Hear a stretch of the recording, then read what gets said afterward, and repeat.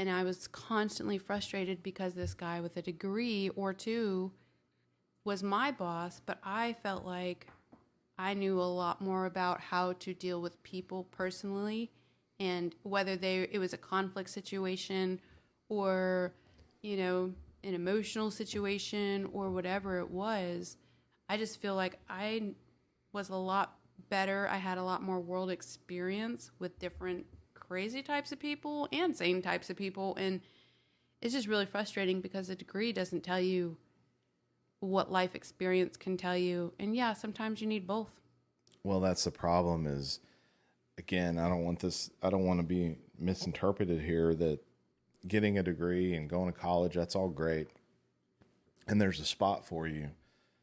But there's something to be said about, and I think that it's more acceptable now. I mean, even 10, 20 years ago, it's like, if you didn't have a degree, it's like it was hard for you to find a job.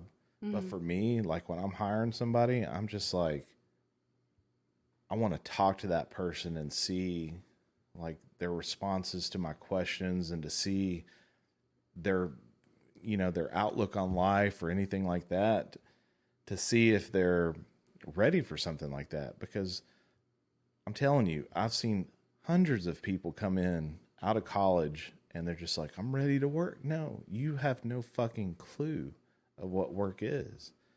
It's like, they try to come in, and I always break it down back to that bartender managing Mellow Mushroom example, because it's a very good example, a very simplistic example of someone, because I always think of Nathan, my brother. He's like, he went to bartending school, and he's like, I can go get a bartending. No, you can't get a fucking bartending job. It's because you can't juggle all the things. Yeah, you can make it the drink, but hell, I've seen in my experience, it's like, you got a full bar, you got all these tables filled up, and you got your phone over here, and you're like Googling how to make whatever drink somebody ordered. I'd rather that happen than, you know how to make that drink and you don't know how to deal with the customers, because at the end of the day, it's customer service.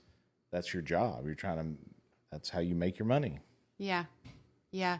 And I think historically, most companies have hired for skill, but then they fire because of character. So it's like, they want to check off all the boxes that this person can manage these programs, has this,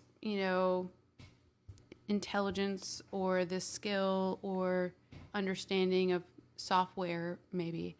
But then they end up firing the person based on they're impossible to work with.